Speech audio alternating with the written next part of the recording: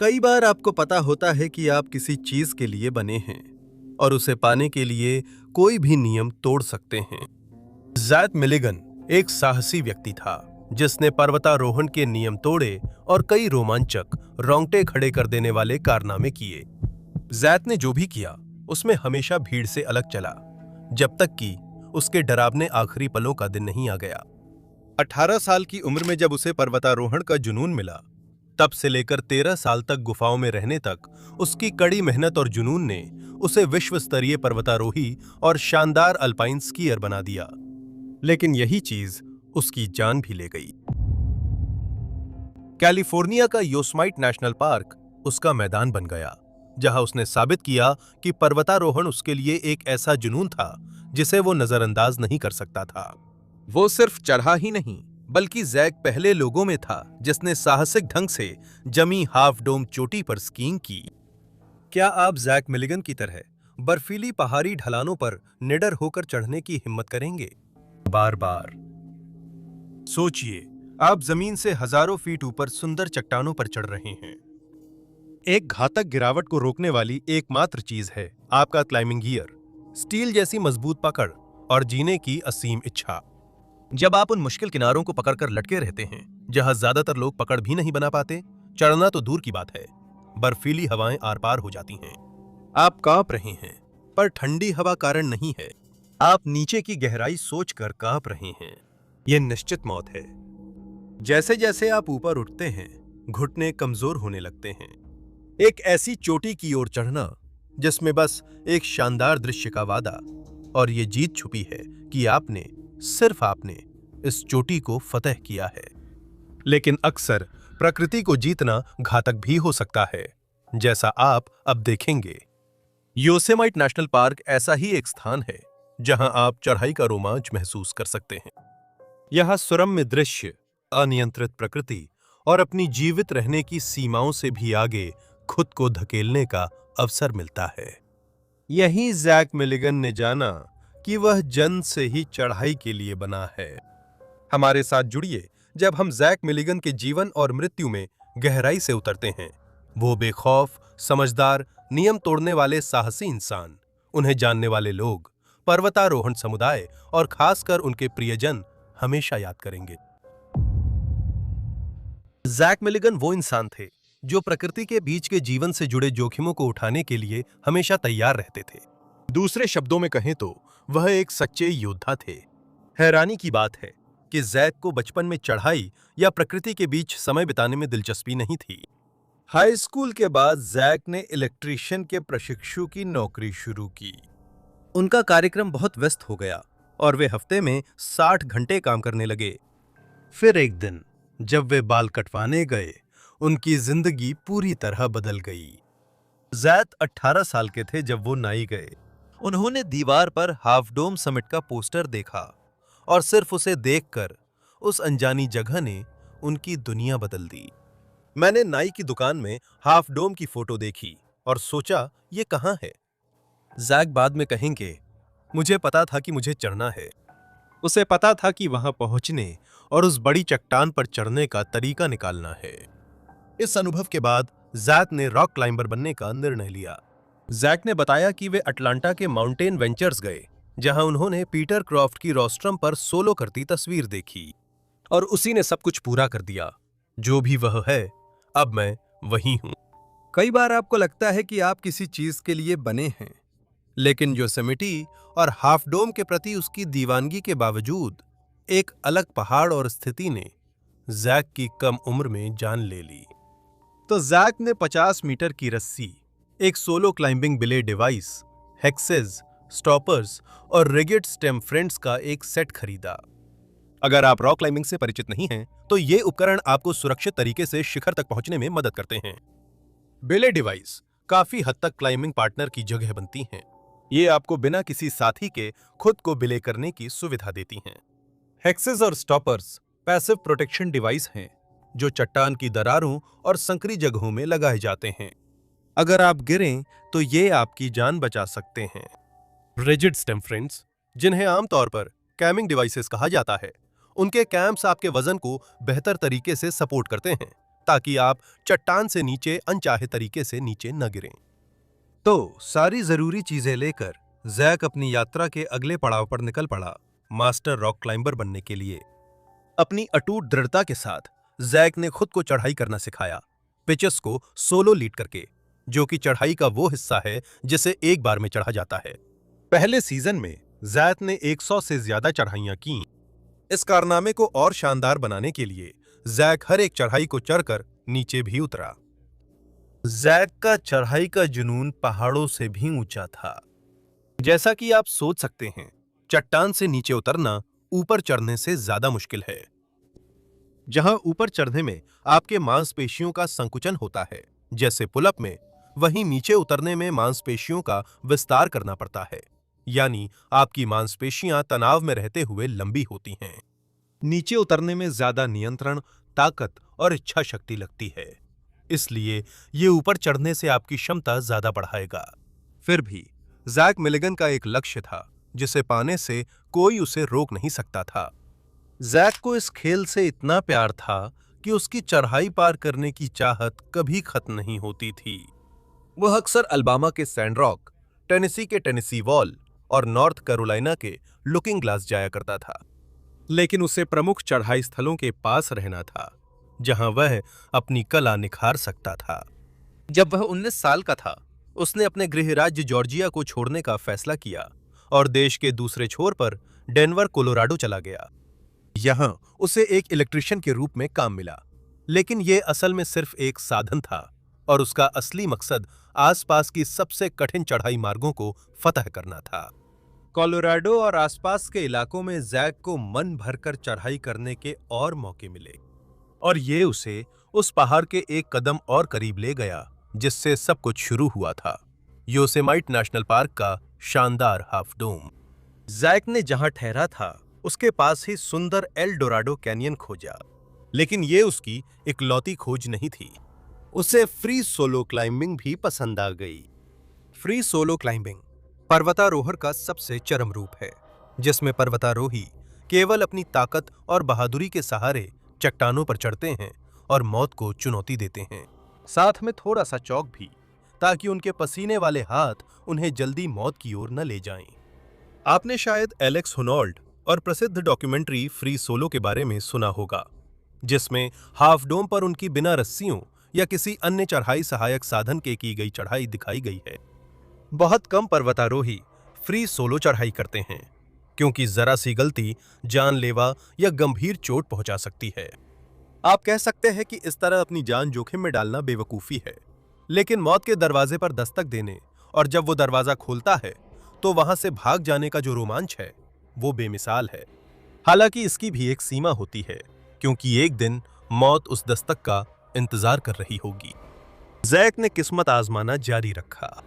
अगर आपको बिना रस्सी के चढ़ना पागलपन लगता है, तो जैक ने इसे एक कदम और आगे बढ़ा दिया, ऑन साइट सोलोइंग करके, जिसका मतलब है कि उसने बिना किसी पूर्व जानकारी या योजना के ही रास्ता तय किया। उसने लंपी रिज में 5.7 बास्टेल क्रैक और 5.7 ओसिरिस को ऑन साइट सोलो किया। बास्टील क्रैक में उसे वही तकनीकें इस्तेमाल करनी पड़ी जिनका वह आदी था, जैसे हाथों को जाम करना और जब दरारें बहुत छोटी हों तो उंगलियों को फंसाने लायक पतली दरारों का इस्तेमाल करना जहां पूरा हाथ नहीं जा सकता था। हालांकि ओसिरिस को पार करना कहीं ज्यादा कठिन साबित हुआ। जैसा कि जैक ने कहा, उसमें चौड़ी दरारें थीं और वहीं मुझे पहली बार चौड़ी दरारों वाली चढ़ाई का अनुभव हुआ। सोलो करते हुए मुझे समझ आया कि मैं खुद को संभाल सकता हूं और ऊंचाई से नहीं डरता। इसी समय जैक को एहसास हुआ कि उसमें बिना किसी सपोर्ट के चढ़ने की हिम्मत है। फिर भी वह और बड़ी चुनौती चाहता था। असंभव को भी संभव करने की उसकी इच्छा सच में असीमित थी। अगर आप चढ़ाई रेटिंग सिस्टम नहीं जानते, तो अमेरिका में योसेमाइट दशमलव प्रणाली का उपयोग होता है। क्लास 1 ट्रेल समतल रास्ता है जिस पर आप आसानी से चलते हैं, जबकि 5 से शुरू होने वाली कोई भी रेटिंग ऐसी खड़ी चट्टान दिखाती है जिस पर चढ़ना पड़ता है। 5.1 से 5.4 तक की चढ़ाई आसान मानी जाती है, जिसे शुरुआती लोग भी कर सकते हैं। जैसे ही आप 5.5 से ऊपर 5.15 तक जाते हैं, चीजें थोड़ी कठिन हो जाती हैं और इसे क्रमशः केवल इंटरमीडिएट से मास्टर क्लाइंबर्स के लिए ही सुझाया जाता है। इसके बाद WI ग्रेडिंग सिस्टम होता है, जो मौसम के अनुसार बदलने वाले आइस क्लाइंब्स के लिए है। WI 1 सबसे आसान है, जबकि WI 8 सबसे कठिन होता है। विंटर ग्रेडिंग सिस्टम जानना क्यों जरूरी है? आइस क्लाइंबिंग जैक की अगली बड़ी चुनौती बनी और अंत में यही उसकी गिरावट का कारण बनी। जैक 1999 में अटलांटा, जॉर्जिया अपने पुराने दोस्त और माउंटेन वेंचर्स के मालिक डग पीटरसन से मिलने गया। उसने आइस क्लाइंबिंग के बारे में पूछा। जैक की हिम्मत जानते हुए डग ने खुशी से अपना निजी उपकरण और अतिरिक्त पकड़ के लिए क्रैम्पॉन दिए। उसी दिन जैक अपनी सेडान में बैठा और आइस क्लाइंबिंग आजमाने के लिए नॉर्थ कैरोलिना चला गया। वो तुरंत इसका दीवाना हो गया। अगले दिन उसने माउंटेन वेंचर्स से पूरी आइस क्लाइंबिंग किट खरीदी और सिल्वर्टन, कोलोराडो गया, जो विश्व स्तरीय आइस क्लाइंबिंग रूट्स के लिए प्रसिद्ध है। क्लाइंबिंग के उस पहले हफ्ते में उसने 1200 फुट ऊंची WI 4 स्टेयरवे टू हेवन को फ्री सोलो किया, जिससे उसे जॉर्जिया आइस का उपनाम मिला। आइस क्लाइंबिंग आजमाने के बाद जैक ने कहा, यही मेरे लिए है। ऐसे खतरनाक चढ़ाइयों को फ्री सोलो करने के लिए आदमी को क्या प्रेरित करता है? क्या ये बगावत की भावना है, या फिर ये बस जिंदगी को सचमुच भी और रूपक के तौर पर भी खतरे की कगार पर जीने के रोमांच के लिए है? कुछ लोग कहते हैं कि जितना करीब आप मौत के पास जाते हैं, उतना ही ज्यादा आप जिंदगी की कद्र करते हैं। जैक के क्लाइंबिंग गाइड और क्लाइंबिंग पार्टनर एरन जोन्स ने कहा, जैक इकलौता है जिसे मैं जानता हूं जो रस्सी के सहारे चढ़ते समय और भी खराब हो जाता है। उन्होंने 2006 और 2007 की सर्दियां योसेमाइट की गुफाओं में बिताईं। जोन्स ने कहा कि जैक ऐसा लग रहा था जैसे वो खुद को पिच से गिरा देगा, जबकि वो उसी जगह पर था जहां उसने फ्री सोलो किया था। जैक के अनुसार ये चलते फिरते ध्यान जैसा था। वो ऐसा करता है क्योंकि आपको लगता है आप भगवान के संपर्क में हैं, जिससे मुझे लगता है मैं किसी जादुई जगह पर हूं। उसकी प्रेरणा साफ तौर पर एक समग्र सोच से आई थी। क्या आपको लगता है कि ऐसा चरम खेल जोखिम के लायक है? जैक मिलिगन अलग सोच रखने वाला इंसान था, जो प्रचलित धारा के उलट चलता था। उसे अपनी तस्वीरें खिंचवाना पसंद नहीं था और वह कई सालों तक अपनी चढ़ाई व स्कीइंग उपलब्धियों को मीडिया में दर्ज नहीं करना चाहता था। कुछ लोगों को जैक सामाजिक तौर पर अटपटा लगता था और वो अक्सर बोलकर लोगों को नाराज कर देता था। जो पर्वतारोही उसे कम जानते थे, वे उसे हेटर जैक कहते थे, लेकिन करीबी जानते थे कि ये बस उसका सच्चा स्वभाव था। जैक ने खुद को उपेक्षापूर्ण और खुद पर कटाक्ष करने वाला बताया था। दूसरे लोग कहते हैं कि मैं बेरहम, ईमानदार और ऐसा ही सब कुछ हूं। उनके लंबे समय से पर्वतारोहण साथी जीन रेडल ने कहा कि जैक का नजरिया कभी-कभी चरम, अक्सर सोच विचार वाला, हमेशा सोचा समझा और ज्यादातर लोगों को स्वीकार्य होता था। उनका अनोखा स्वभाव उनकी जिंदगी की कहानियों से झलकता है। क्रिश वैन लूवेन, जो जैक को जानते और उनके बारे में लिखते हैं, बताते हैं कि जैक ने उन्हें बताया था कि उन्होंने योसेमाइट में स्टेक सलाते को नग्न होकर फ्री सोलो किया था। क्रिश ने कहा कि जैक उनके पसंदीदा क्लाइंबिंग पार्टनर और करीबी दोस्त हैं। उन्होंने साथ में कई मुश्किल रास्ते फतेह किए, जैसे 2000 फुट ऊंची 5.10 north buttress of middle cathedral, जो योसेमाइट में ढीले पत्थरों की अंतहीन दीवार है। उन्होंने किलकिला बीच भी चढ़ी, जो एक मल्टी पिच 5.12 है और योसेमाइट वैली में ही स्थित है। और यही कहानी है कि कैसे उन्होंने 13 साल योसेमाइट वैली की अलग अलग गुफाओं में बिताए। 1999 में 1200 फुट ऊंची WI 4 स्टेयरवे टू हेवन को फ्री सोलो करने के बाद और आइस क्लाइंबिंग के लिए अपने प्यार को खोजने और उसे कोलोराडो में आजमाने के बाद जैक पश्चिम की ओर योसेमाइट चले गए। गर्मी के मौसम में जैक अकेले थे, तो उन्होंने वही किया जो उन्हें आता था और चढ़ाई जारी रखी। वो खुशी खुशी उन रास्तों पर चढ़ाई करने निकल पड़े जिनके नाम तक उन्हें अभी पता नहीं थे, और अपना समय चट्टानों के बीच डेरा डालकर और कैंपिंग स्टोव पर साधारण खाना बनाकर बिताया। उन्होंने इलाके में नौकरी करने का फैसला किया ताकि वे अपने जुनून को आगे बढ़ाने के लिए पैसे कमा सकें। यह नौकरी योसेमाइट में स्थित भव्य ऐवानी होटल में थी। हालांकि यह नौकरी ज्यादा दिन तक नहीं चली। जैक काम पर देर से पहुंचते थे, नौकरी के दौरान शराब पीते थे और आखिरकार उन्हें निकाल दिया गया। उन्होंने अपने मैनेजर पर बर्तन धोने वाले पाउडर का जार फेंकी थी। उनकी टर्मिनेशन लेटर पर लिखा था, अब तक का सबसे तेज बर्तन धोने वाला, लेकिन सबसे खराब कर्मचारी, फिर से नौकरी पर ना रखें। इससे वो Yosemite parks cleaning service best bet के सफाई कर्मी बन गए। उनके अनुसार उन्होंने खिड़कियां धोईं, कालीन बिछाए और साफ किए। यह सिर्फ समय बिताने और पैसे कमाने का तरीका था, जबकि बाकी समय वह पार्क के अनगिनत चढ़ाई मार्गों पर मानो चीलों के बीच उड़ते रहते थे। उन्होंने योसेमाइट पार्क के जंगलों को ही अपना घर बना लिया और अगले 13 साल गुफाओं में रहे। हर रात वो पार्क रेंजरों से बचने और सुंदर नजारों का आनंद लेने के लिए नई जगह ढूंढते, साथ ही चट्टानों पर चढ़ने के लिए नए रास्ते तलाशते। योसेमिटी में इस समय के दौरान जैक ने चढ़ाई का अविश्वसनीय अनुभव हासिल किया।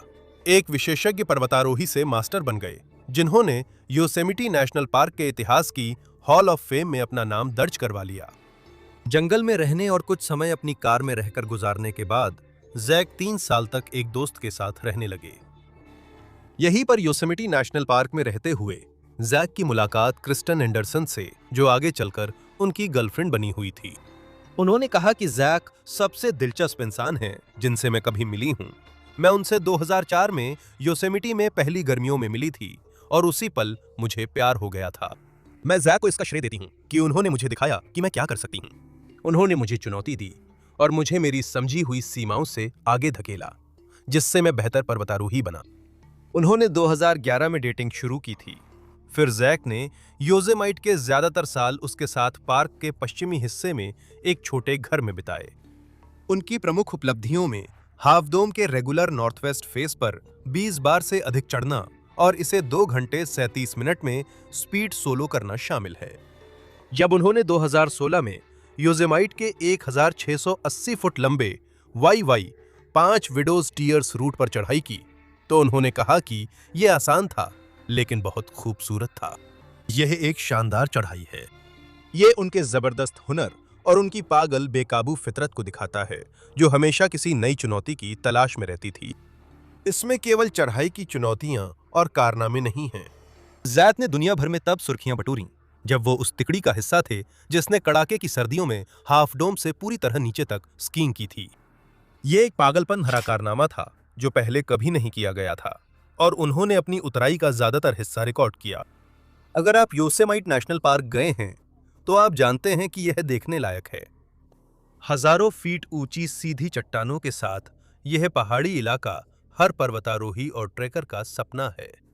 हाफ डोम शिखर इस इलाके के उन पहाड़ों में से है जो हर देखने वाले में हैरानी और आश्चर्य जगाता है। यहीं से उस दिन बार्बर शॉप में जैक मिलिगन की यात्रा शुरू हुई थी। ये प्रसिद्ध शिखर अपनी अनोखी आकृति के कारण इसका नाम पड़ा है। इसकी 3 चिकनी गोलाकार ढलानें हैं जो ऐसे लगती हैं जैसे उन्हें बीच से काट दिया गया हो, जिससे एक सीधी खड़ी चट्टान बनती है जो अपनी खामोश आकर्षक पुकार से माहिर पर्वतारोहियों को अपनी काबिलियत आजमाने के लिए बुलाती है। हाफ डोम योसेमाइट घाटी से 4737 फीट ऊपर उठता है और समुद्र तल से इसकी ऊंचाई 8844 फीट है। यह हाइकर्स और रॉक क्लाइंबर्स की पसंदीदा चढ़ाइयों में से एक है। यह विशाल ग्रेनाइट की चट्टानें एक आकर्षक मंजिल हैं और इन्हें पूरी दुनिया में रॉक क्लाइंबर्स के लिए सबसे बेहतरीन जगहों में से एक माना जाता है। हाफ डोम चढ़ने के लिए सबसे आसान तरीका है परमिट लेकर केबल्स से ट्रेकिंग करना। मजा तो तभी है जब सीधे चट्टान की दीवार पर चढ़ो। यही सबसे रोमांचक तरीका है। लेकिन हम में से जो लोग मौत को दावत नहीं देना चाहते, उनके लिए हाफ डोम एक अलग ही स्तर की तीव्रता देता है। इस शानदार डोम के आखिरी चौथाई मील के लिए परमिट चाहिए और चोटी तक पहुंचने के लिए आपको केबल रूट के साथ 400 फीट ऊपर चढ़ना होता है। ये वो चोटी नहीं है जिसे आप कम आंकना चाहेंगे। 21 फरवरी 2021 को जैक मिलिगन और उनके दोस्त जैसन टॉरलानो ने इतिहास रच दिया जब वे चोटी से घाटी के तल तक स्की करने वाले पहले लोग बने। हाफ डोम से नीचे जाना इसलिए और मुश्किल है क्योंकि ये इसकी डिसेंट नहीं है। सबसे हल्की ढलान भी 45 से 60 डिग्री की ग्रेनाइट की दीवार है जिस पर बर्फ मुश्किल से टिक पाती है। फिर भी जैसन टॉरलानो, जो इस प्रोजेक्ट के पीछे हैं, उन्होंने जैक और कैमरामैन एरिक रासमुसेन को इस रोमांच में शामिल होने के लिए मना लिया। नीचे पहुंचने के लिए तिकड़ी को सिर्फ स्कीइंग से ज्यादा करना था। इसे स्की माउंटेनियरिंग कहते हैं, जिसमें सुरक्षित नीचे जाने के लिए स्कीइंग, रैपलिंग व क्लाइंबिंग शामिल हैं। इसके लिए बहुत कौशल, धैर्य और या तो साहस या मूर्खता चाहिए होती है। आप चुनिए। जैसा रासमुसेन ने कहा, यह कभी सुंदर नहीं होता, बस जिंदा उतरना मायने रखता है। सौभाग्य से टीम हर चुनौती के लिए तैयार थी और फरवरी के अंत में पूरे मौसम में एक बार मिलने वाले मौसम के मौके का पूरा फायदा उठाया। उनके रास्ते का नाम बुशीडो गैलरी था, जो समुराई सम्मान के नियम पर आधारित था। बुशीडो का सीधा अर्थ होता है योद्धा का मार्ग। सौभाग्य से ये साहसी खोजकर्ता अपने अपने तरीके से योद्धा थे। टीम लीडर जैसन टोरलानो 4 बच्चों के पिता और मध्य पूर्व के युद्ध क्षेत्रों में स्वयंसेवी चिकित्साकर्मी हैं, जिससे उनमें ऐसी यात्रा की हिम्मत है। उन्होंने बचपन से ही योसेमाइट को अपना घर माना है, इसलिए उन्हें पता था कि क्या होने वाला है। रास्ता बेहद खड़ी और खुली थी और उन्हें यह सुनिश्चित करना था कि हालात बिल्कुल सही हों, वरना वे आसानी से फिसल सकते थे और अपनी जान गंवा सकते थे। लेकिन शुक्र है, दोनों 4640 फुट की उतराई को सुरक्षित नीचे आ गए, भले ही उनके हाथ कांप रहे थे और पैर थक चुके थे। जैक ने अपने करीबी दोस्त क्रिस वैन लुवेन से कहा, मैं उस हालत में नहीं था कि बच पाता। मुझे हाफ डोम पर नहीं होना चाहिए था। मैं असली स्कीयर नहीं हूं। शुक्र है, इस बार उसकी हिम्मत ने बचा लिया। इस उपलब्धि के समय उसके दोस्त और परिवार नहीं जानते थे कि जैक मिलिगन 2 साल से कुछ कम समय में चला जाएगा। उसकी साहसिक यात्रा का अंतिम दिन अल्बर्टा रॉकीज के पोलर सर्कस चढ़ाई मार्ग पर शुरू हुआ। आइसफील्ड्स पार्कवे के ऊपर स्थित पोलर सर्कस रास्ता उन आइस क्लाइंबर्स को आकर्षित करता है जो असली परीक्षा चाहते हैं। ये मल्टी पिच चढ़ाई साइरस माउंटेन की जमी सतह पर चढ़ते हुए ऊंचाई तक पहुंचती है और तकनीकी दक्षता की मांग करती है। हर पिच नई चुनौती देती है, शुरुआती गली से लेकर डरावनी अंतिम चढ़ाई पेंसिल तक। 150 फुट लंबा स्वतंत्र खड़ा WI6 बर्फ का स्तंभ। और जैसे इतना ही काफी नहीं था, रिबन सेक्शन अपनी झुकी बर्फ और खतरनाक खाली जगहों से अतिरिक्त कठिनाई लाता है। यह ठंडी रोमांचक यात्रा, इसे करने की हिम्मत केवल सबसे अनुभवी पर्वतारोहियों को ही करनी चाहिए, जहां रोमांच और खतरे की रेखा बेहद पतली है। ऐसी कठिन परिस्थितियां जैक मिलिगन के लिए ये चढ़ाई उपयुक्त बनाती हैं। उसने अपनी अंतिम चढ़ाई 10 फरवरी 2023 को शुरू की। चारों ओर बर्फीली ठंड और बर्फ से ढके पहाड़ों के बीच जैक अपने असली माहौल में था। रॉकीज विशाल हिमस्खलन क्षेत्र है, इसलिए वो तैयार होकर आया था। लेकिन उस दिन जैक को जिस गिरावट का सामना करना पड़ा, उसके लिए कोई भी तैयार नहीं कर सकता। पहाड़ की जमी हुई सतह पर चढ़ना कई चुनौतियों के साथ आता है, जिसमें आइस पिक, क्रैम्पन और ऐसा गियर चाहिए जो आपको फिसल कर समय से पहले मौत के मुंह में जाने से बचाए। इस चढ़ाई का आखिरी हिस्सा आसान नहीं है। ये एक अपने आप खड़ा बर्फ का स्तंभ है। लेकिन जैक, जैसा कि वह जिद्दी इंसान था, आगे बढ़ता रहा। वो शुक्रवार था और दिन के अंत में पार्क रेंजरों को शक होने लगा जब उन्होंने जैक की खाली कार पार्किंग में देखी। एक खोजी दल तैयार किया गया, क्योंकि ठंड में हर सेकंड कीमती है। हाइपोथर्मिया जैसी बर्फीली ठंड में 10 से 20 मिनट में हो सकता है। इसलिए रेंजर्स के लिए समय के खिलाफ दौड़ शुरू हो गई थी। हालांकि उनकी सारी कोशिशें बेकार साबित होंगी। आइस क्लाइंबिंग के ऊपरी हिस्सों में 42 वर्षीय जैक मिलिगन गिर कर मारे गए। पैदल खोज चलती रही, लेकिन अगले दिन ड्रोन ने उनका शव खोज लिया, जिससे सबसे बुरी आशंका सच साबित हुई। अगर आप बार बार मौत के दरवाजे पर दस्तक देंगे, तो वो जरूर जवाब देगी। उसी दिन उनकी बहन मार्था मिलिगन हार्ट ने फेसबुक पर यह दुखद खबर साझा की। उन्होंने लिखा, वह एक विश्व स्तरीय पर्वतारोही, शानदार अल्पाइन स्कीयर, प्रतिभाशाली संगीतकार और बेहद होशियार थे। वह बेहद मनोरंजक कहानियां सुना सकते थे और लगभग किसी भी चीज को मजेदार बना सकते थे। उनकी कमी शब्दों से कहीं ज्यादा गहराई से महसूस की जाएगी। तो उस अनुभवी पर्वतारोही के साथ क्या हुआ? क्योंकि वहां उसकी गिरावट देखने वाला कोई नहीं था, ये वही तथ्य हैं जो हमें चढ़ाई से पहले पता थे। पोलर सर्कस में अक्सर हिमस्खलन होते हैं और रिपोर्ट्स में इसकी पुष्टि नहीं मिली, लेकिन जैक रस्सियों के साथ चढ़ने की तुलना में बिना रस्सियों के चढ़ने में ज्यादा सहज था। वो पहले भी कई बर्फीली चढ़ाइयां फ्री सोलो कर चुका था। शायद ये भी उसकी बकेट लिस्ट में थी। पार्क्स कनाडा की एक घटना रिपोर्ट के अनुसार वह पोलर सर्कस की एक कठिन ऊपरी पिच से गिर गया था। चाहे कोई हिमस्खलन ने उसे चौंका दिया हो या उसने जिस बर्फीले सहारे को पकड़ा था वो अचानक टूट गया हो, हम जानते हैं कि उसके अंतिम पल वही करते हुए बीते जो उसे पसंद था, कठिन बेरहम इलाके में चढ़ाई करना। क्या जब वह नीचे गिर रहा था तो उसके आखिरी विचार अपने परिवार और अपनी गर्लफ्रेंड के बारे में थे? क्या उसका मन और विचार शांत थे क्योंकि वह चढ़ाई को ध्यान साधना मानता था? उसके भाई ऑस्टिन मिलिगन ने बताया कि पोस्टमार्टम नहीं होगा और मौत को दुर्घटना बताया गया। जो उसे जानता था वो इस खबर से टूट गया था। जैक एक सीधा साधा, ईमानदार, मेहनती इंसान था और एक बेहद समर्पित खिलाड़ी था। उसने सभी के लिए ईमानदारी और खुशी लाई। उसकी आत्मा सच्ची थी, जिसे दिखावे या ध्यान से मतलब नहीं था। क्रिस्टन एंडरसन, जैक की गर्लफ्रेंड, जिनसे उसने 2011 में डेट करना शुरू किया था, जैक के साथ बिताई अपनी सबसे प्यारी यादें साझा करती हैं।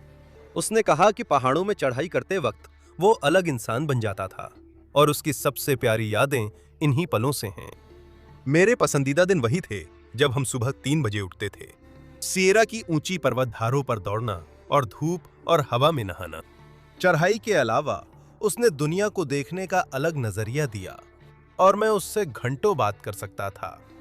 जैक मिलिगन के बारे में जो चाहें कह लें, यह साफ है कि उसने अपने आसपास के लोगों पर एक अमिट छाप छोड़ी और उसने रॉक क्लाइंबिंग और आइस क्लाइंबिंग जैसे एक्सट्रीम स्पोर्ट्स को एक नई ऊंचाई पर पहुंचा दिया। आखिरकार उसने इसकी सबसे बड़ी कीमत चुकाई। इससे उसके योद्धा जैसे चरित्र की अहमियत कम नहीं होती। हर किसी की जिंदगी पर अलग सोच होती है। क्या आप भी जैक की तरह खुद को अपनी हद तक ले जाना चाहेंगे? जोखिम भरी जिंदगी जीना चाहेंगे? अपनी राय मुझे कमेंट्स में बताएं।